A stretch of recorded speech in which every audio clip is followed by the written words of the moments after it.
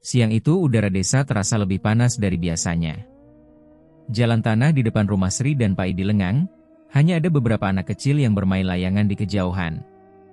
Di teras rumah sederhana itu, sebuah warung kelontong berdiri seadanya, rak kayu penuh debu, beberapa kardus mie instan yang sudah penyok, dan toples plastik berisi permen yang tinggal setengah. Sri duduk di kursi plastik biru yang sudah retak di bagian sandarannya. Pandangannya kosong, tangan kanannya menggenggam pensil tumpul, sementara buku catatan keuangan terbuka di depannya. Angka-angka merah mendominasi halaman terakhir, utang ke toko grosir, cicilan motor, dan biaya obat anak mereka yang tak kunjung sembuh dari demam berkepanjangan. Sri menghela napas panjang, rasanya dada semakin sesak. Pak Idi masuk dari belakang rumah, membawa sebungkus tembakau dan wajah yang tampak masam. Tambah sepi lagi. Seharian cuma dapat berapa? Tanyanya Ketu sambil menyalakan rokok. Sri menatap suaminya dengan lesu. 15.000, itu pun cuma dari tetangga yang beli minyak goreng sama gula. Pak Idi mengembuskan asap rokok keras-keras, seolah mengusir kesialan dari rumah itu. 15.000? Lahap terus kita makan apa? Anak butuh obat, listrik mau diputus, kamu cuma duduk di sini nunggu pembeli kayak orang pasrah gitu? Nada suaranya meninggi. Sri terdiam, mencoba menahan diri agar tak ikut terpancing. Aku sudah usaha. Barang sudah aku tata, harga juga nggak mahal. Memang sepi, orang-orang sekarang belinya di minimarket di kota. Kita cuma warung kecil, siapa yang mau mampir? Pak Idi mendengus. Alasannya itu-itu saja. Kamu tuh nggak pintar ngatur, Sri. Modal habis nggak jelas. Lah kalau nggak bisa, tutup aja warungnya, biar aku yang urus. Sri menggigit bibir, menahan perih di hatinya. Pak Idi dulu bukan seperti ini, dulu ia lelaki yang sabar dan suka bercanda. Namun sejak anak mereka sakit-sakitan dan utang menumpuk, wajah ramah itu berganti dengan raut keras penuh tekanan. Kalau kamu bisa urus, ya silakan. Aku cuma mau bantu keluarga. Suara Sri lirih, hampir seperti bisikan. Pak Idi menepuk meja warung hingga botol kecap bergoyang. Bantu? Hasilnya apa? Utang numpuk. Aku malu, Sri. Malu tiap ke warung grosir ngutang lagi. Dibilang Pak Idi nggak becus ngurus istri. Aku kerja serabutan dari pagi sampai sore, pulang malah lihat istri melamun depan warung sepi. Kalau gini terus, kita bisa makan apa? Anak kita butuh susu, obat. Kamu ngerti nggak? Sri menunduk, matanya berkaca-kaca.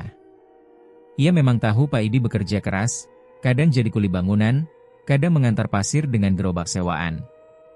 Namun, warung ini satu-satunya cara Sri merasa bisa membantu, meski kecil hasilnya. Di dalam rumah, terdengar batuk kecil, disusul suara rengekan lirih. Anak mereka yang berumur 3 tahun terbangun dari tidur siangnya. Sri buru-buru masuk, meninggalkan Pak Idi di teras. Anak itu, Jono, tubuhnya kurus dan wajahnya pucat. Panasnya belum turun sejak 2 hari lalu. Sri mengelus dahi anaknya, lalu meraih botol obat yang sudah hampir kosong. Ia terdiam sejenak, besok obat itu habis, sementara uang tinggal beberapa lembar ribuan di dompet. Bu haus, suara Jono serak. Sri menatapnya dengan mata yang mulai basah. Iya, nak. Ibu ambilkan air dulu, ya. Saat ia keluar lagi, Pak Idi masih duduk sambil menghisap rokok. Pandangannya kosong ke jalan depan rumah, seperti memikirkan sesuatu yang jauh. Sri mencoba bicara dengan lembut, Pak, mungkin kita bisa cari pinjaman lagi buat beli obat Jono. Pak Idi menoleh dengan mata merah, entah karena lelah atau marah yang belum reda. Pinjam lagi? Mau sampai kapan hidup dari utang, Sri? Orang-orang di kampung ini sudah pada ngomongin kita. Besok-besok nggak ada yang mau minjemin lagi. Malu aku, Sri, malu banget. Keheningan menyelimuti teras itu. Hanya suara angin sore yang menggesek daun pisang di pekarangan. Sri menggenggam gelas air untuk Jono, berusaha menahan perasaan campur aduk, antara takut, sedih, dan bingung. Dalam hati, ia bertanya-tanya apakah semua kerja keras ini sia-sia. Dulu, warung itu dibangun dengan penuh harapan. Mereka bermimpi bisa hidup layak tanpa harus pergi ke kota. Tapi sekarang, setiap hari seperti menunggu ajal usaha itu sendiri. Malam mulai turun, lampu warung menyala redup. Tak ada lagi pembeli datang. Sri duduk di kursi yang sama, memandangi jalanan gelap. Pak Idi sudah pergi entah kemana, mungkin nongkrong di pos ronda atau rumah temannya, melarikan diri dari kenyataan yang menghimpit. Sri memeluk tubuhnya sendiri, terasa dingin meski udara tidak begitu sejuk. Dalam benaknya, hanya ada satu pertanyaan yang terus menggema. Haruskah aku menyerah? Pagi itu Sri berdiri di depan warungnya yang kembali sepi. Jalan desa masih sama seperti kemarin. Sepi, hanya sesekali dilewati sepeda ontel atau ibu-ibu yang membawa bakul sayur. Sri menggenggam sapu lidi, pura-pura menyapu lantai warung yang sebenarnya sudah bersih. Pandangan matanya tertuju ke seberang jalan, tepat ke arah warung Bu Tuminah. Warung itu tampak jauh berbeda dari beberapa bulan lalu. Dulu, warung milik janda itu hampir bangkrut, raknya kosong, genting bocor, dan cat dindingnya mengelupas. Namun kini, warung itu tampak penuh warna, rak kayu baru, papan nama terang, bahkan ada kulkas minuman dingin yang menyala terang di siang bolong. Dan yang paling membuat Sri heran, setiap hari selalu ramai pembeli. Ibu-ibu dari RT sebelah, anak-anak sekolah, bahkan tukang ojek, semua mampir ke warung Bu Tuminah. Mereka pulang dengan kantong plastik penuh belanjaan, sementara warung Sri yang hanya berjarak beberapa meter tetap sepi. Sri menggigit bibir. Dalam hatinya, muncul pertanyaan yang sama sejak beberapa minggu terakhir. Bagaimana caranya Bu Tuminah bisa berubah secepat itu? Sore harinya, saat Sri hendak menutup warung lebih cepat karena tidak ada pembeli, sebuah suara memanggil. Sri, suara itu melengking namun ramah. Bu Tuminah berdiri di depan warung, mengenakan daster bunga-bunga dan wajah yang dipoles bedak tipis. Senyumannya lebar, memperlihatkan gigi yang masih rapi meski sudah berusia 50-an. Loh, Bu Tuminah. Ada apa? Tanya Sri canggung. Bu Tuminah melangkah masuk, matanya menyapu rak kosong di dalam warung Sri. Warungmu kok sepi terus, Sri? Padahal dulu ramai, ya? Apa barangnya kurang lengkap? Sri hanya bisa tersenyum hambar. Ya begitulah, Bu. Orang-orang sekarang lebih suka belanja di kota. Kita cuma warung kecil, siapa yang mau mampir? Bu Tuminah tertawa kecil, lalu duduk di kursi plastik yang biasa dipakai Sri. Aku dulu juga gitu, loh. Malah hampir tutup. Tapi ya, namanya rezeki, kadang datangnya nggak disangka-sangka. Sri menatapnya penasaran. Maksudnya? Bu Tuminah menatap Sri lama, lalu mendekatkan tubuhnya sedikit, menurunkan suaranya menjadi seperti bisikan. Sri, aku lihat kamu ini orang baik, rajin, tapi kayaknya lagi kesulitan. Aku ngerti rasanya. Mau nggak aku kasih jalan keluar? Jalan yang cepat. Sri mengernyit, bingung sekaligus waspada. Jalan keluar? Pesugihan? Jawab Bu Tuminah pelan namun jelas, seolah menyebut kata yang tabu namun menggoda. Sri terdiam, jantungnya berdetak lebih cepat. Kata itu sudah sering ia dengar dari cerita-cerita orang kampung. Pesugihan selalu dihubungkan dengan hal-hal gaib, syarat aneh, dan risiko besar. Namun, ia juga tidak bisa menahan rasa ingin tahu. Pesugihan itu, yang pakai tumbal, ya? Suara Sri bergetar.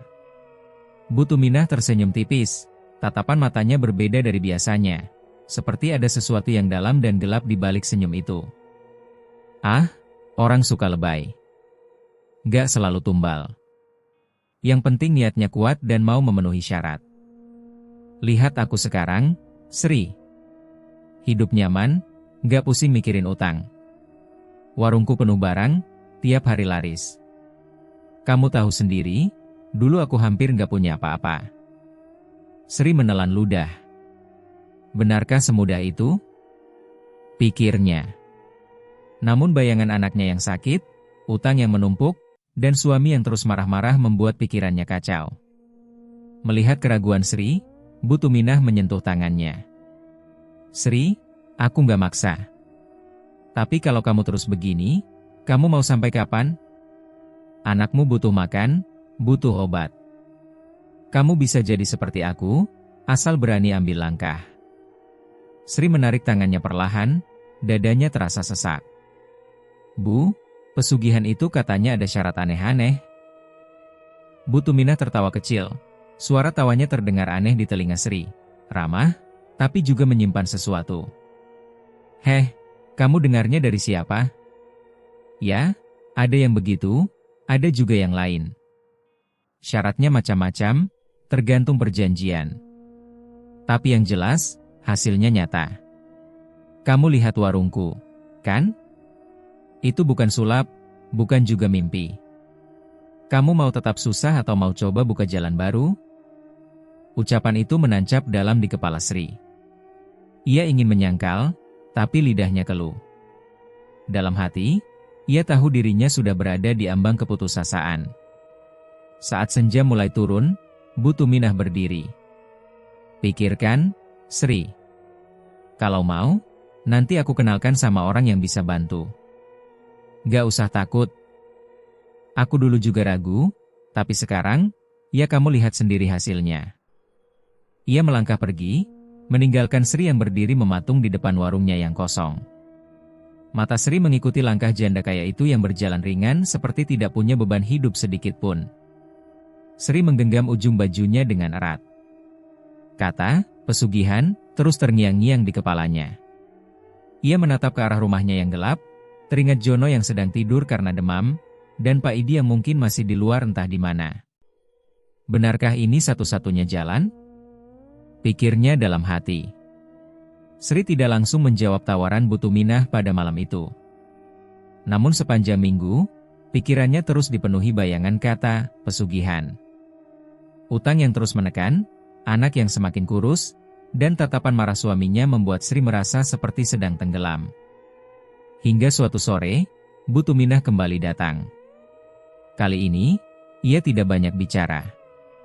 Kalau kamu sudah siap, ikut aku malam ini, katanya pelan, tetapi tegas.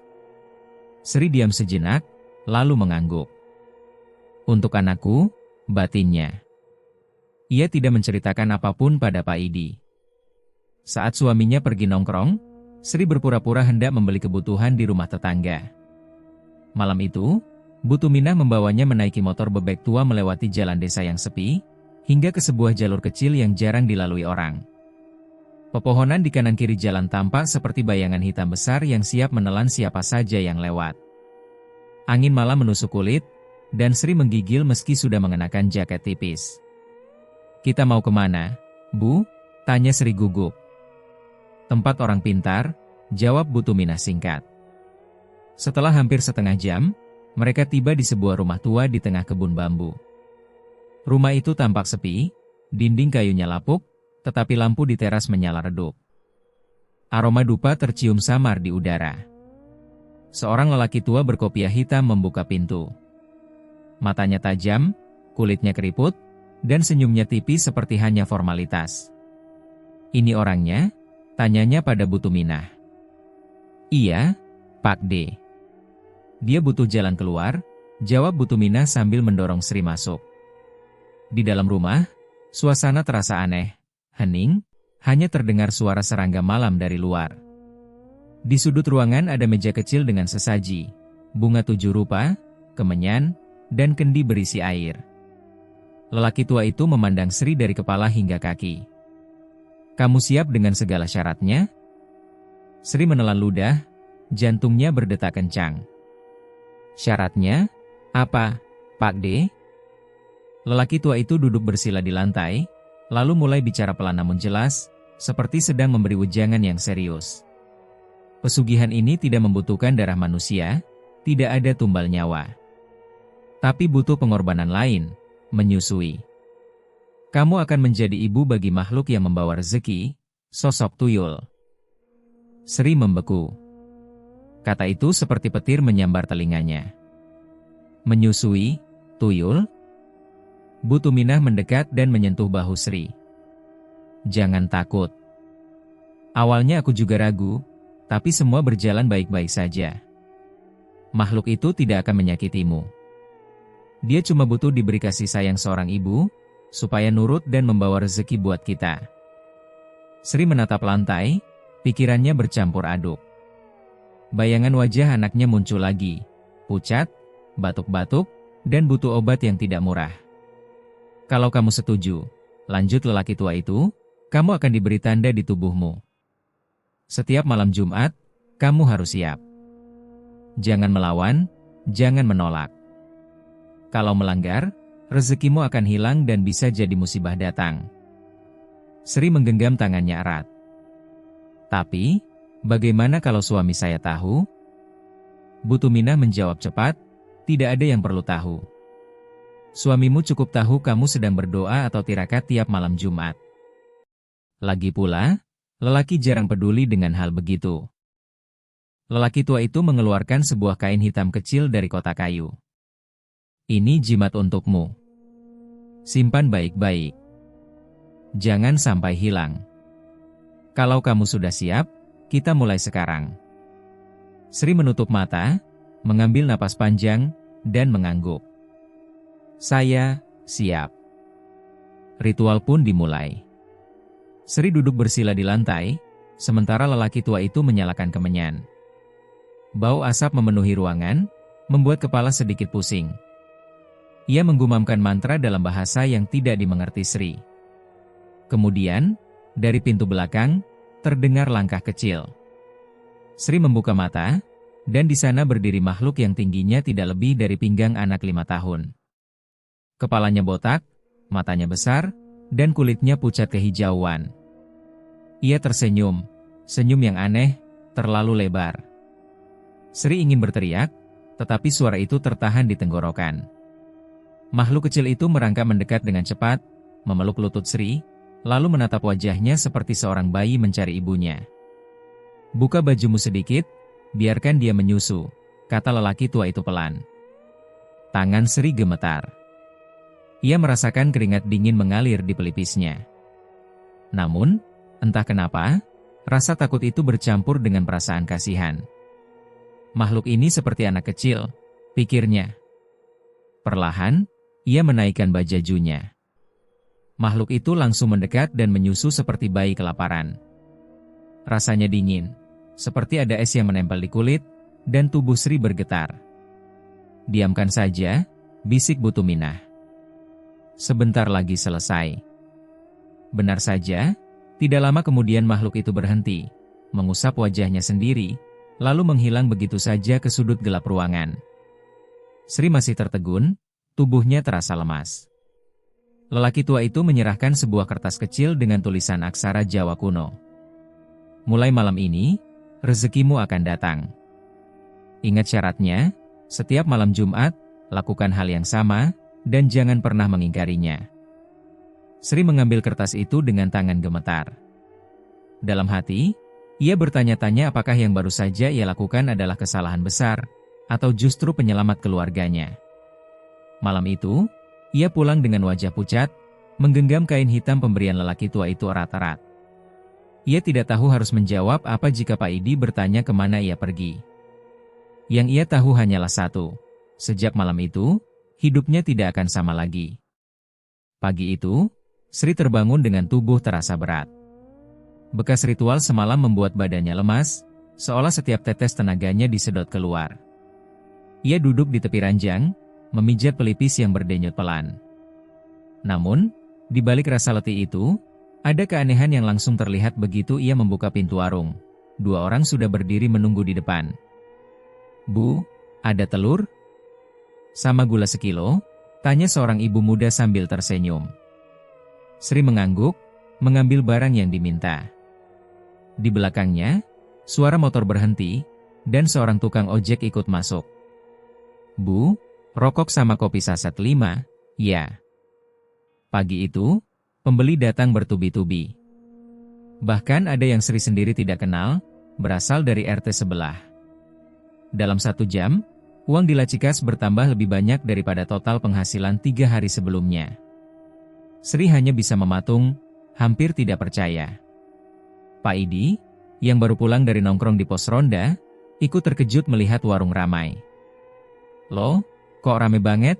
katanya sambil menggaruk kepala. Sri hanya tersenyum samar. "Entahlah, Pak." Tiba-tiba saja. Hari-hari berikutnya, keajaiban itu terus berulang. Warung yang tadinya sepi kini tak pernah kosong. Sri harus bangun lebih pagi untuk menata stok barang yang entah kenapa seperti selalu cukup. Kulkas sederhana yang semula jarang terpakai kini penuh minuman dingin. Rak yang dulu berdebu kini rapi berisi barang baru. Pak Idi menyambut perubahan itu dengan gembira. Ia berhenti mengeluh tentang utang, bahkan mulai berfoya-foya. Uang yang dulu hanya cukup untuk kebutuhan pokok ini digunakan Pak Idi untuk hal-hal yang tidak perlu. Membeli rokok mahal, nongkrong sampai larut malam, bahkan sesekali bermain kartu di warung kopi bersama teman-temannya. "Lihat, Sri, ini baru namanya hidup," kata Pak Idi suatu malam sambil menghitung uang. "Aku besok mau ganti ban motor, terus traktir teman-teman di pasar. Kamu nggak usah pusing, toh sekarang warungmu laris. Rezeki lancar, nggak perlu mikir repot-repot." Sri hanya tersenyum tipis, menyembunyikan rasa lelah yang makin menumpuk. Tubuhnya semakin kurus, pipinya yang dulu sedikit berisi kini menipis, kulitnya pucat. Tapi setiap kali menatap wajah anaknya yang sudah mulai pulih berkat obat dan susu yang sekarang bisa ia beli, Sri menepi semua rasa takut. "Ini demi keluarga. Ini demi anakku," pikirnya. Namun, setiap malam Jumat, ritual yang harus dijalani terasa semakin berat. Makhluk kecil itu datang dengan senyum aneh, memeluk kakinya seperti bayi mencari ibunya. Setiap kali menyusu, tubuh Sri terasa kaku, dingin, dan kehabisan tenaga. Setelah itu, ia hanya bisa terbaring hingga fajar, menatap langit-langit kamar dengan napas tersengal.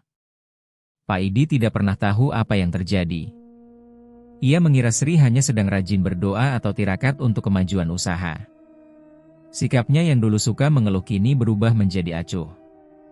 Selama uang ada, ia tidak peduli bagaimana caranya. Kadang, Sri merasa iri pada dirinya yang dulu, saat warung masih kecil, tapi tubuhnya sehat dan pikirannya jernih. Kini, meski warung ramai dan anaknya mulai membaik, ia seperti kehilangan sesuatu dari dirinya sendiri. Setiap kali bercermin, ia terkejut melihat tulang pipinya menonjol, mata yang mulai cekung, dan kulit payudara yang semakin pucat seperti kehilangan warna. Suatu sore, Bu Tuminah datang, tersenyum lebar melihat warung Sri yang penuh pembeli. "Bagus, Sri. Kamu sudah merasakan hasilnya, kan? Ini baru permulaan," katanya dengan nada puas. Sri menatapnya dengan wajah lesu.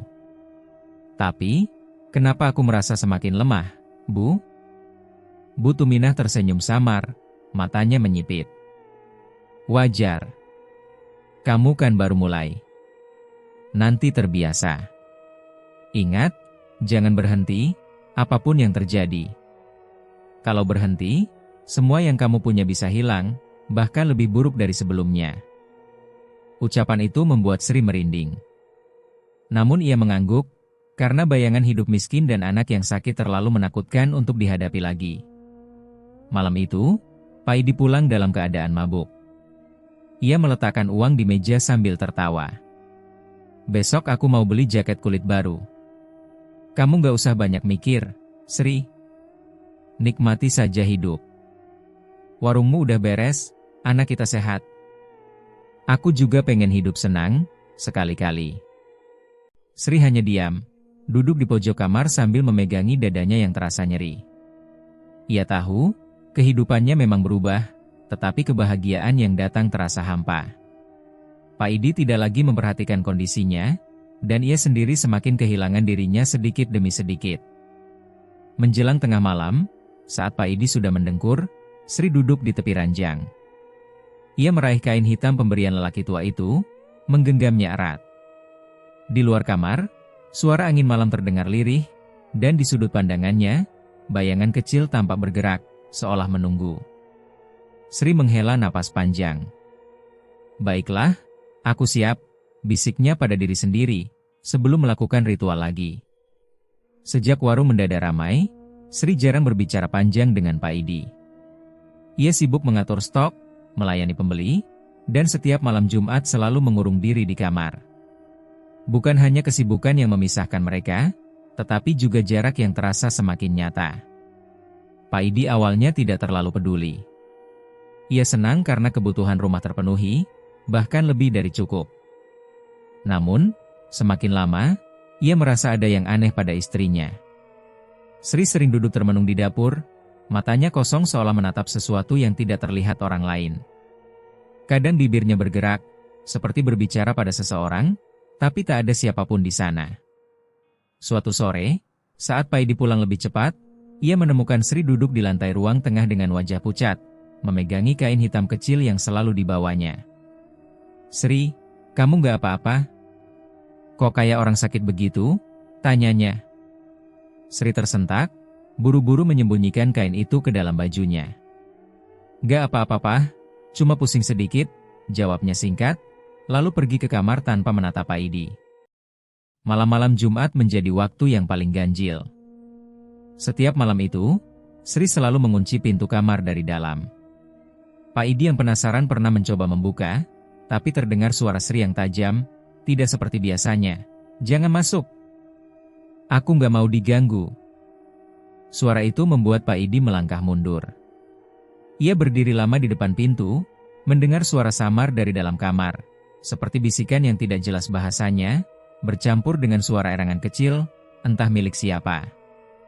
Semakin aneh lagi, setiap malam Jumat, aroma tak sedap menyebar dari kamar. Bau itu aneh, campuran amis dan kecut seperti susu basi. Awalnya Pak Idi mengira ada tikus mati, tetapi ketika ia mencari ke seluruh penjuru rumah, tidak menemukan apapun. "Ini bau apa, Sri?" tanya Pak Idi suatu malam, berdiri di depan pintu kamar yang terkunci. "Udah, jangan banyak tanya. Nanti aku jelasin," jawab Sri dari dalam, suaranya terdengar terengah-engah. Pak Idi mengernyit. "Kamu kenapa sih akhir-akhir ini? Kayak bukan kamu." Tidak ada jawaban. Yang terdengar hanyalah suara langkah kecil berlari di dalam kamar, lalu hening kembali. Pak Idi merasakan bulu kuduknya meremang. Siang hari pun Sri berubah. Ia jarang menatap Pak Idi, bahkan jarang tersenyum. Jika dulu mereka sesekali bercanda atau makan bersama, kini Sri hanya makan seadanya, lalu sibuk menulis sesuatu di buku catatan yang tidak pernah ia tunjukkan kepada siapapun. Kadang, Pak Idi memergoki istrinya berbicara sendiri di warung yang kosong. Suaranya pelan seperti sedang meninabobokan bayi. "Sri, kamu bicara sama siapa?" tanyanya suatu kali. Sri menoleh cepat, wajahnya pucat. "Enggak, cuma baca doa." Lalu ia pergi meninggalkan Pak Idi tanpa penjelasan lebih lanjut. Pak Idi mulai gelisah. Ia mencoba bercerita pada temannya di pasar, tapi malah ditertawakan. "Mungkin dia capek, Pak Idi. Kamu aja yang kurang perhatian," kata salah satu temannya. Namun Pak Idi tahu, ada yang lebih dari sekadar lelah. Istrinya terlihat semakin kurus, kulitnya pucat, dan matanya cekung seolah tidak tidur dengan benar. Suatu malam Jumat, Pak Idi memutuskan untuk mengintip dari jendela kamar. Lampu di dalam remang-remang, dan ia bisa mendengar suara yang sama seperti sebelumnya. Bisikan, lalu suara seperti bayi menyusu. Namun, yang membuatnya mundur ketakutan adalah bayangan kecil yang bergerak cepat di lantai. Terlalu kecil untuk manusia tapi jelas bukan tikus. Pak Idi hampir memanggil nama istrinya, tapi tenggorokannya tercekat. Ia memilih pergi ke ruang tamu, duduk di kursi sambil memegangi kepala. Apa yang sebenarnya terjadi dengan Sri? Keesokan paginya, Pak Idi mencoba berbicara serius. "Sri, kita harus bicara. Aku nggak tahu kamu lagi ngapain tiap malam Jumat, tapi aku nggak suka lihat kamu jadi gini. Kamu kurus, pucat, dan jarang senyum. Kamu juga bau, entahlah, kayak bau aneh dari kamar." Sri menatap Pak Idi lama, matanya merah seperti kurang tidur. "Aku baik-baik saja. Semua ini buat keluarga kita. Jangan banyak tanya, nanti malah bikin masalah. Masalah apa? Kamu itu istriku, Sri. Kita dulu saling cerita, sekarang kayak ada yang kamu sembunyiin dari aku, balas Pak Idi dengan suara meninggi. Sri berdiri, mengambil kain hitam dari lemari, lalu menggenggamnya erat. Kalau kamu sayang keluarga ini, jangan tanya lagi soal itu. Cukup kamu kerja seperti biasa, biar aku yang urus sisanya. Pak Idi terdiam, tidak tahu harus berkata apa. Dalam hatinya, ia merasa istrinya sudah bukan lagi Sri yang dulu, perempuan sederhana yang selalu tersenyum dan menenangkan saat dia pulang kerja. Yang berdiri di depannya sekarang seperti sosok lain, dingin dan penuh rahasia. Malam itu, Pak Idi tidak bisa tidur. Bau amis yang biasa muncul setiap malam Jumat seolah menempel di hidungnya. Dari kamarnya yang terkunci, terdengar suara lirih, suara Sri, seolah sedang meninabobokan bayi yang tidak ada di rumah mereka. Pak Idi memejamkan mata, mencoba meyakinkan dirinya bahwa semua ini hanya perasaan. Namun jauh di dalam hati, ia tahu, ada sesuatu yang gelap yang mulai menguasai istrinya, sesuatu yang ia tidak mengerti dan tidak bisa dijangkau.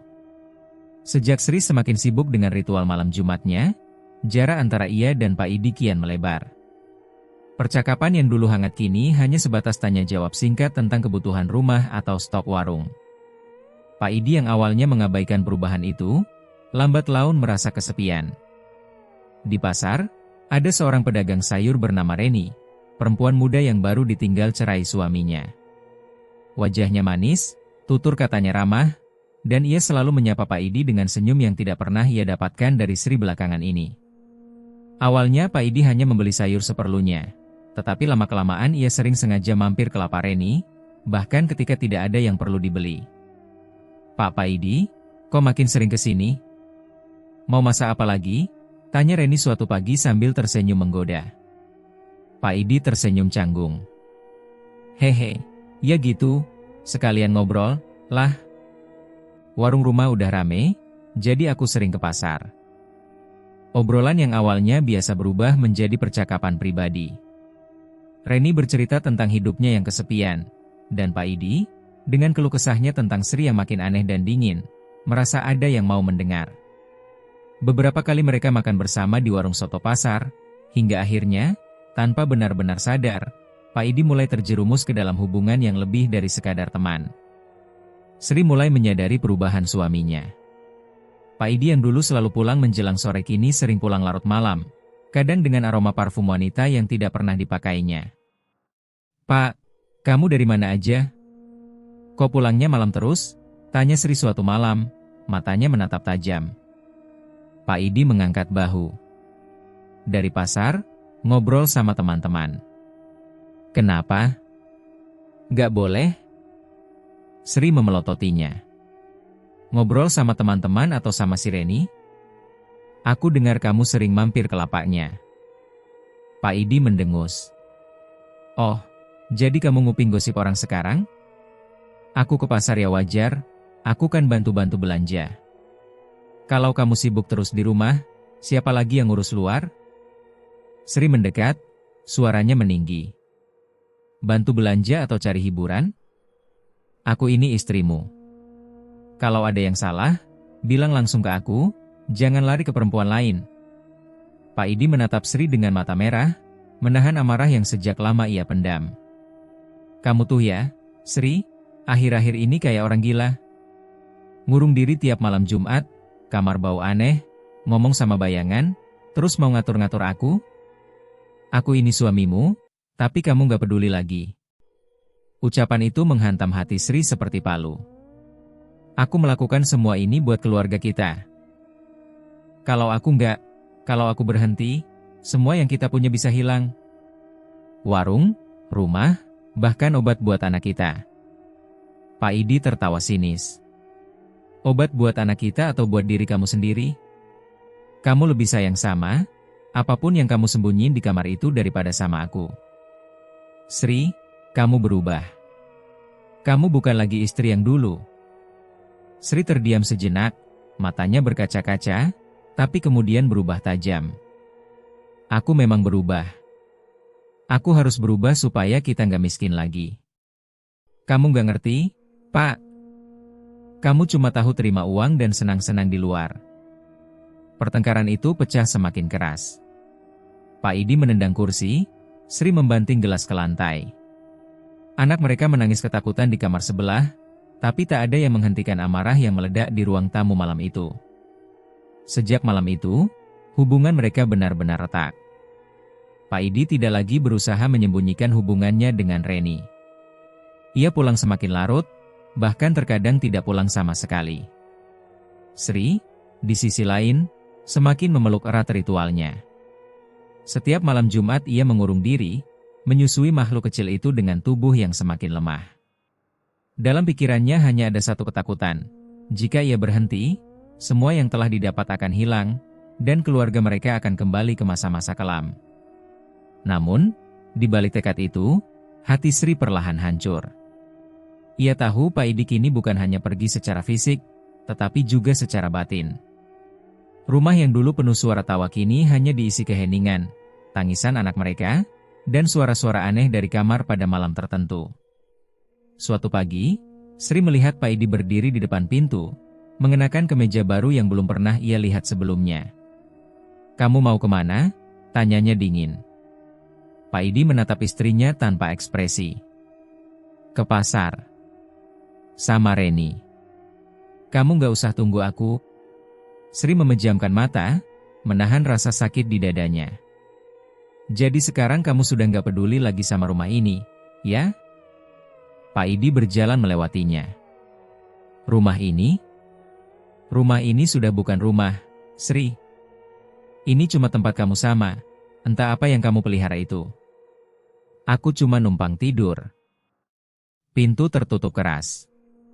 Sri berdiri sendirian, menggenggam kain hitam kecil yang selalu dibawanya. Air mata mengalir tanpa ia sadari. Namun, di tengah kesedihan itu, ia tetap berkata pelan, hampir seperti mantra, "Aku nggak boleh berhenti. Aku nggak boleh kehilangan semuanya." Malam Jumat itu, Pak Idi duduk di ruang tamu dengan wajah gelisah. Sudah beberapa minggu ia menahan rasa curiga yang makin membesar. Bau amis yang selalu muncul dari kamar, suara lirih seperti bayi menyusu, dan Sri yang setiap malam Jumat mengurung diri, membuat pikirannya tidak tenang. Sejak pertengkaran hebat beberapa waktu lalu, hubungan mereka semakin dingin. Sri lebih sering diam dan menunduk jika berbicara dengan Pak Idi, seolah hidup di dunianya sendiri. Sementara Pak Idi, yang sudah tenggelam dalam pelarian bersama Reni, kini merasa diganggu oleh rasa penasaran bercampur marah. Apa sebenarnya yang disembunyikan Sri? Malam itu, ia memutuskan untuk mencari tahu. Ketika jam menunjukkan pukul 11 malam, ia mendengar suara pintu kamar Sri dikunci dari dalam. Tidak ada suara langkah keluar setelahnya. Pak Idi berjalan pelan ke arah jendela samping, tempat yang jarang terbuka tirainya. Dari celah kecil, ia melihat Sri duduk bersila di lantai, hanya diterangi cahaya lampu redup. Matanya terbelalak saat menyadari Sri tidak mengenakan busana di bagian atas tubuhnya. Kain hitam pemberian lelaki tua yang pernah dilihatnya tergantung di lehernya. Sri tampak memejamkan mata, bibirnya komat-kamit mengucap mantra yang tidak dimengerti Pak Idi. Lalu terdengar suara langkah kecil, cepat dan ringan, dari arah sudut kamar. Pak Idi menahan napas, matanya menelusuri sumber suara itu, dan saat melihatnya, jantungnya seperti berhenti berdetak. Sebuah makhluk kecil, tidak lebih tinggi dari lutut orang dewasa, keluar dari bayangan. Kepalanya botak, kulitnya pucat kehijauan, dan matanya besar berkilat seperti kaca. Wajahnya mirip anak kecil, tetapi dengan senyum aneh yang terlalu lebar. Makhluk itu memanjat pangkuan Sri, memeluk tubuhnya, lalu mendekatkan wajahnya ke dada Sri. Pak Idi ingin berteriak, tetapi suara itu tertahan di tenggorokannya. Ia hanya bisa berdiri terpaku, menyaksikan makhluk itu mulai menyusu pada istrinya, mengeluarkan suara menyerupai bayi lapar. Sri tidak tampak terganggu, malah mengelus kepala makhluk itu dengan lembut seperti seorang ibu menenangkan anaknya. Pemandangan itu terlalu mengerikan. Pak Idi mundur satu langkah, lututnya lemas. Ia menutup mulut, mencoba menahan mual, tetapi gagal. Ia muntah di dekat pintu belakang, tubuhnya gemetar hebat. "Ya Allah, apa yang sudah terjadi sama kamu, Sri?" gumamnya dengan suara bergetar. Ia melangkah mundur, menjauh dari jendela, tidak sanggup melihat lebih lama.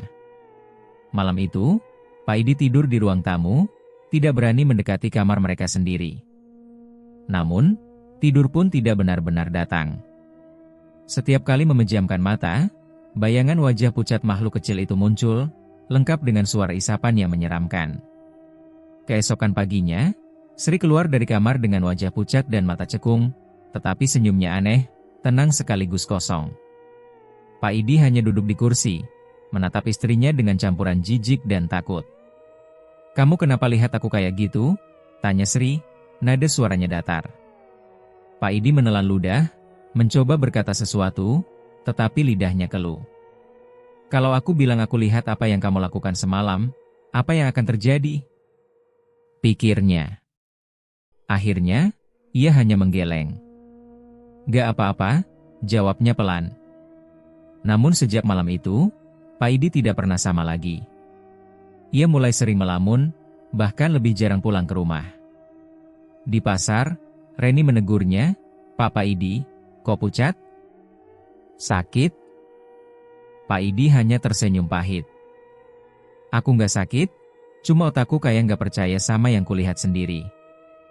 Di rumah, Sri tetap menjalani hidupnya seperti biasa, seolah tidak ada yang terjadi. Warung masih ramai, stok selalu penuh, dan uang mengalir lancar. Tapi Pak Idi kini menjaga jarak dari istrinya, bahkan tidak lagi berani memandang matanya lama-lama.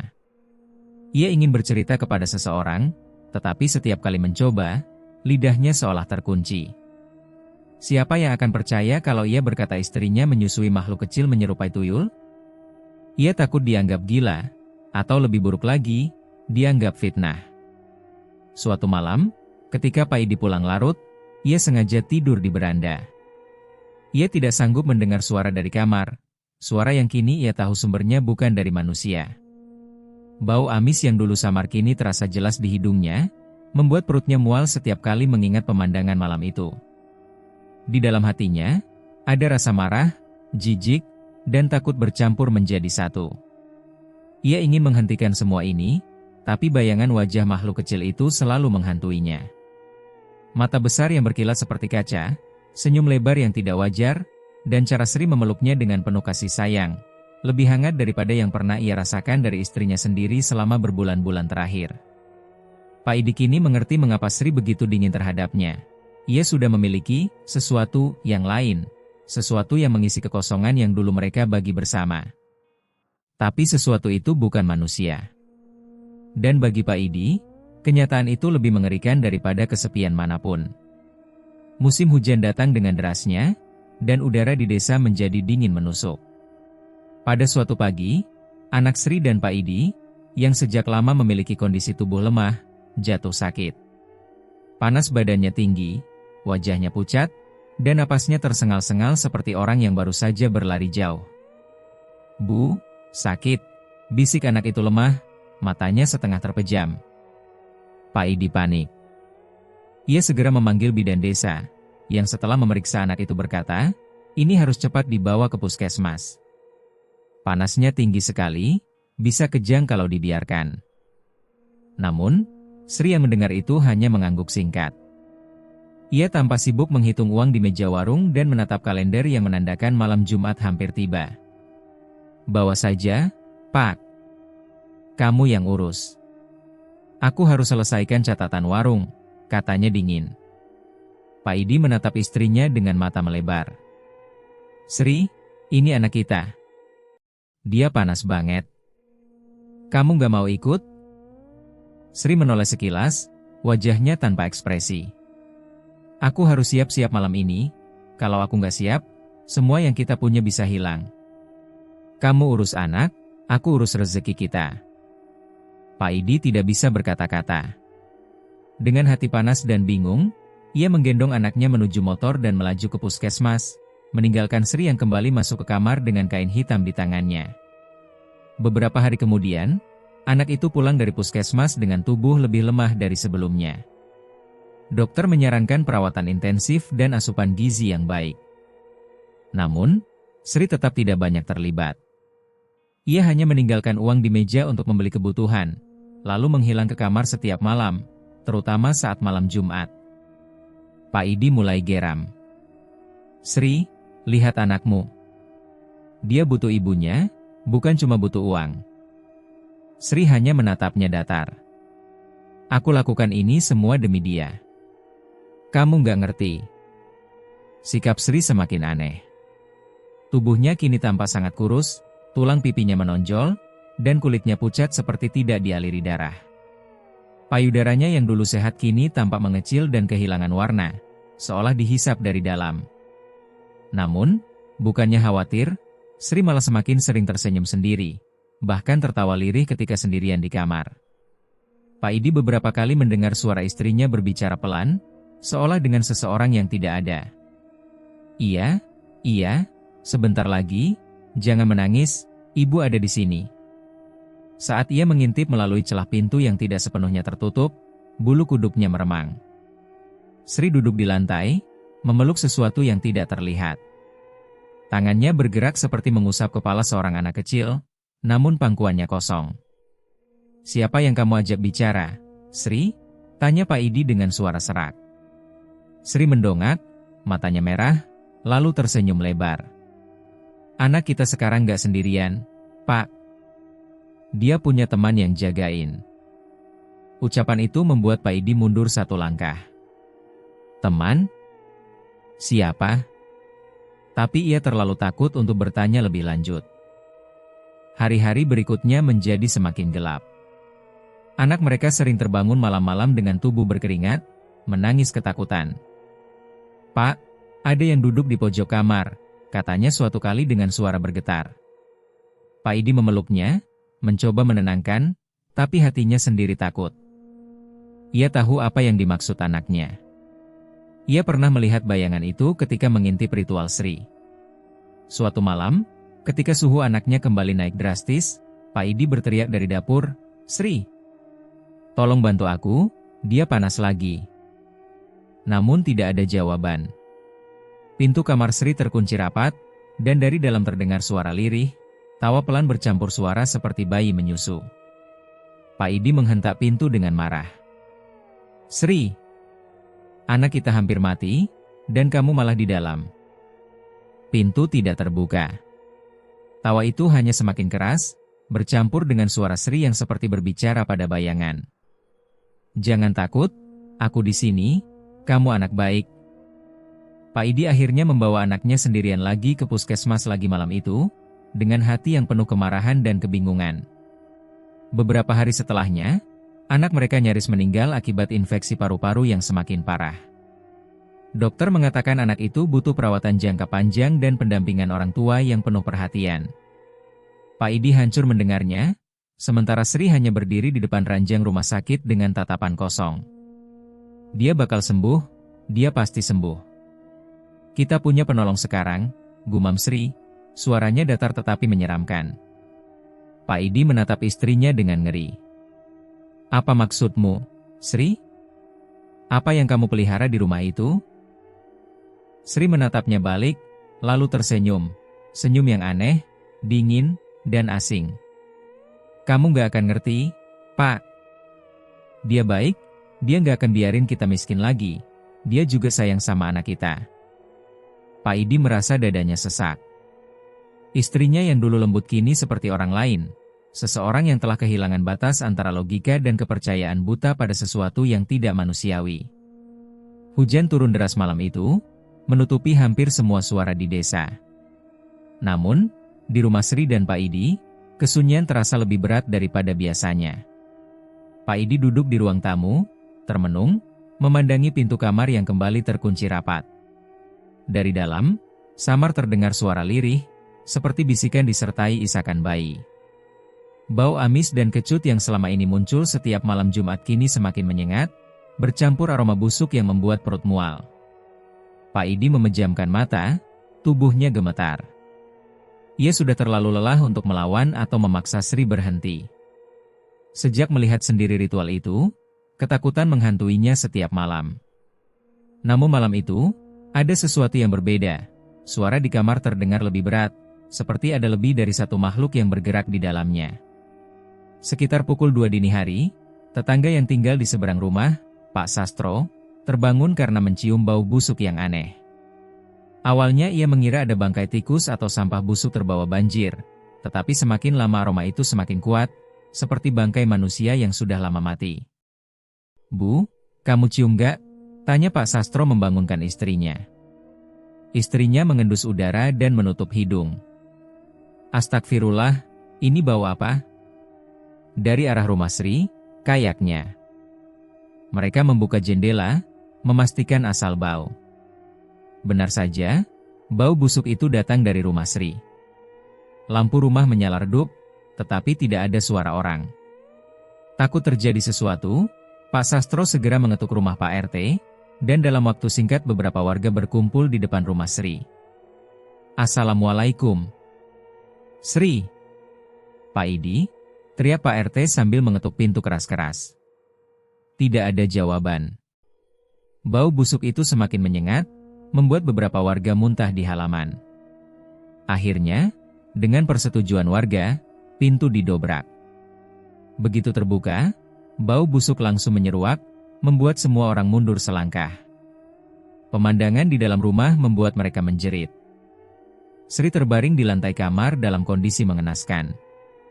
Sri telanjang bulat. Tubuhnya kering, seperti kulit yang menempel langsung pada tulang, seolah sudah mati berhari-hari. Payudaranya hilang tanpa bekas, seperti dicabut paksa hingga rata dengan dadanya.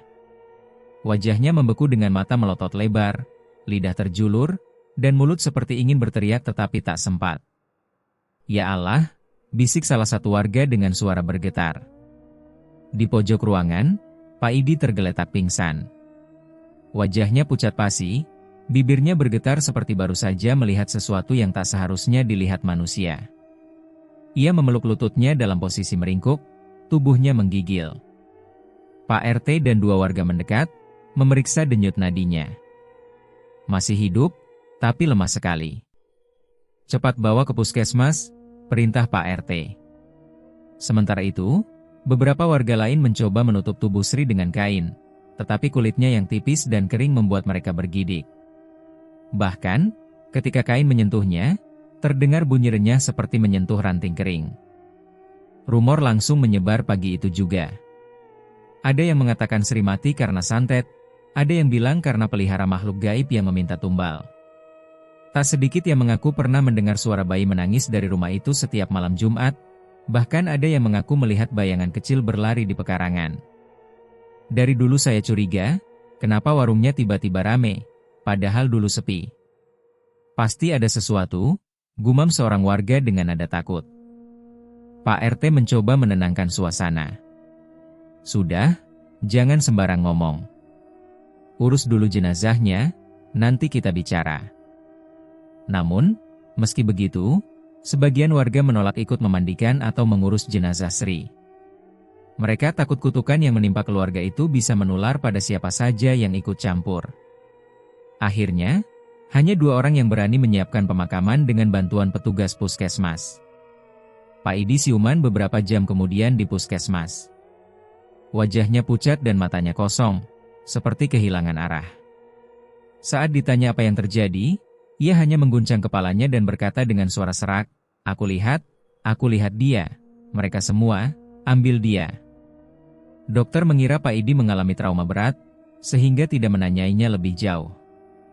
Ia dibiarkan beristirahat di ranjang sementara petugas kepolisian datang untuk memastikan tidak ada unsur kriminal. Namun hasil pemeriksaan menunjukkan tidak ada tanda kekerasan dari manusia, luka-luka di tubuh Sri terlalu aneh untuk dijelaskan secara medis. Sore harinya, jenazah Sri dimakamkan dengan cepat, tanpa banyak prosesi. Hanya beberapa warga yang ikut mengantar, sebagian lainnya memilih melihat dari jauh dengan wajah tegang. Ketika tanah terakhir menutup kuburannya, angin berhembus kencang, membuat sebagian orang merinding tanpa alasan yang jelas. Pak Idi tidak hadir di pemakaman. Ia duduk di puskesmas, menatap kosong ke dinding, sementara tangannya terus menggenggam kain hitam milik Sri yang entah bagaimana ada di sakunya. Dalam hati, Ia teringat detik terakhir sebelum pingsan. Suara tangisan bayi yang sangat dekat di telinganya dan bisikan halus yang berkata, "Ibu sudah selesai, sekarang giliranku cari ibu yang baru." Bisikan itu terus terngiang, membuat Pak Idi gemetar. Ia ingin melupakan, tetapi setiap kali memejamkan mata, wajah Sri yang kering dan mata melototnya selalu muncul, bersama bayangan kecil yang menghilang ke kegelapan malam itu. Sejak kematian Sri yang mengerikan, rumahnya berubah menjadi tempat yang dihindari warga. Setelah pemakaman selesai, Pak Idi sempat tinggal beberapa hari di rumah kerabat, lalu menghilang tanpa kabar. Ada yang mengatakan ia pergi merantau ke kota, ada pula yang bersumpah melihatnya berjalan sendirian ke arah hutan dengan wajah kosong, seolah kehilangan akal. Tak ada yang benar-benar tahu di mana ia sekarang. Rumah yang dulu menjadi warung kelontong itu kini terkunci rapat, tirainya menutup seluruh jendela, dan catnya yang semula cerah mulai memudar. Rak-rak warung masih ada di dalam, tapi kosong berdebu. Bahkan, papan nama kecil bertuliskan Warung Sri masih menggantung miring di atas pintu, bergerak pelan setiap kali angin lewat. Namun yang membuat warga benar-benar takut bukanlah pemandangan luar rumah itu, melainkan suara yang kerap terdengar setiap malam Jumat. Dimulai sejak seminggu setelah Sri meninggal, suara itu selalu muncul tepat tengah malam, tangisan perempuan bercampur suara bayi menyusu. Awalnya, Pak Sastro, tetangga yang rumahnya berseberangan, mengira itu hanya suara tikus atau kucing. Tapi ketika ia mendengar jelas suara seorang perempuan memanggil lirih, "Sini, jangan nangis, sini, nak," tubuhnya langsung merinding. Ia mengenali suara itu. Itu suara Sri, bisiknya pada istrinya malam itu. Istrinya menutup telinga dan menarik selimut. "Udah, jangan dengerin. Itu bukan suara orang hidup lagi, Pak." Kabar suara tangisan menyebar cepat. Malam-malam Jumat berikutnya, beberapa pemuda desa mencoba membuktikan keberanian dengan mendekati rumah itu. Mereka membawa senter dan berdiri di halaman, tetapi begitu jarum jam mendekati tengah malam, suara itu muncul lagi, tangisan bayi yang pelan tapi jelas, disusul suara lirih seorang perempuan meninabobokan. "Aku nggak kuat, bro." Merinding semua bulu kuduku, kata salah satu pemuda sambil mundur. Yang lain menyorotkan senter ke dalam rumah melalui celah jendela, tetapi yang terlihat hanya ruangan kosong berdebu. Tak ada manusia, tak ada bayi. Namun suara itu seolah datang dari dalam kepala mereka, membuat mereka panik dan lari terbirit-birit, meninggalkan rumah itu yang tetap berdiri sunyi dalam gelap. Seiring waktu, rumah itu dijuluki warga sebagai rumah terlarang. Tak ada yang berani mendekat, apalagi lewat sendirian di malam Jumat. Jalan kecil di depan rumah pun jarang dilewati, bahkan oleh tukang ojek yang biasa mangkal di ujung gang. Anak-anak dilarang keras bermain di halaman itu. Namun rumor yang paling menakutkan bukan hanya soal suara tangisan. Beberapa warga bersumpah melihat bayangan kecil berlari di sekitar pekarangan pada malam-malam tertentu. Kayak anak kecil, tapi kepalanya botak, matanya nyala, kata seorang ibu yang pulang dari arisan malam. Ada pula yang mengaku menemukan jejak kaki mungil di tanah becek sekitar rumah, padahal tidak ada anak kecil yang tinggal di daerah itu lagi sejak Pak Idi pergi. Jejak itu kecil, tapi dalam, seolah pemiliknya memiliki berat badan yang tidak wajar. "Makhluk itu, tuyulnya Sri," kata seorang kakek dengan suara pelan. "Dia sekarang gak punya ibu. Makanya, dia nangis tiap malam Jumat, nyari yang mau nyusuin lagi." Ucapan itu menjadi bisikan yang terus beredar dari mulut ke mulut, membuat suasana desa semakin mencekam setiap malam Jumat. Pak RT sempat berinisiatif untuk membersihkan rumah itu, berharap suara tangisan berhenti. Ia mengajak beberapa warga untuk masuk pada siang hari. Ketika pintu dibuka, udara di dalam terasa dingin meskipun matahari terik. Bau apek bercampur amis masih melekat di setiap sudut, seperti tidak pernah benar-benar hilang sejak Sri meninggal. Barang-barang Sri masih ada, kain hitam yang tergantung di dinding kamar, buku catatan warung, bahkan bantal di pojok kamar yang sudah menguning dan sobek di ujungnya. Namun yang paling membuat mereka bergidik adalah noda di lantai kamar, lingkaran samar berwarna coklat kehitaman yang tidak bisa hilang meski digosok dengan air sabun. "Sudah, cukup. Jangan banyak di sini," kata Pak RT akhirnya. Sejak itu, Tidak ada lagi yang berani mencoba membersihkan atau menempati rumah itu. Tahun-tahun berlalu, tetapi kisah rumah Sri tetap menjadi cerita yang ditakuti. Orang-orang yang lewat malam hari masih mengaku mendengar suara tangisan, meski hanya dari jauh. Kadang terdengar suara langkah kecil yang berlari di teras, disusul suara pintu kamar terbanting dengan sendirinya. Rumah itu akhirnya ditandai warga dengan cat merah di dinding depan bertuliskan, "Jangan masuk. Berbahaya." Namun tanda itu pun tidak membuat siapapun merasa lebih aman.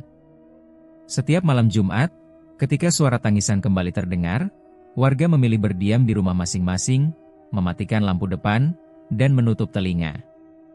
Tak ada yang tahu apakah tangisan itu benar milik arwah Sri, atau milik makhluk kecil yang dulu menyusup padanya.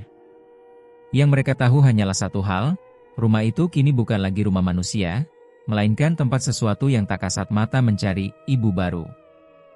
Dan hingga hari ini, belum ada yang cukup berani untuk menjawab panggilan itu.